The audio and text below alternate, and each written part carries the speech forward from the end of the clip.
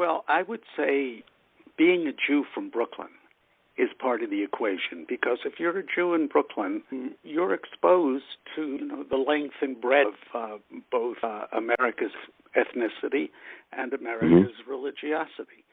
That was a big help. I've also always been a very good listener, in part because my mother was a sincere believer that little pictures should be seen and not heard. When you listen, you learn a tremendous amount, rather than when you're talking, when you're learning nothing. When I came up to Palm Beach County, I suggested to the sheriff have a chaplaincy that represents the faith experiences not only of the sheriff's department, but of the county. He knew I had 35 or 40 years of volunteer experience with police departments. I understood the culture. I understood, by and large, what makes cops tick.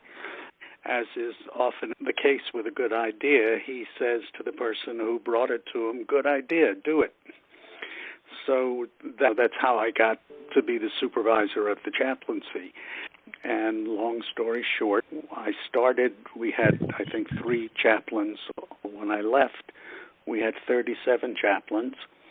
We had Roman Catholic priests. We had a Greek Orthodox priest. We had rabbis from all 3 major denominations of Judaism. We had several evangelical pastors, so on and so forth. And my crowning achievement, so to speak, was finding an imam. He was American-born, he was well-known, and he was African-American. His acceptance was very quick once he got up and going.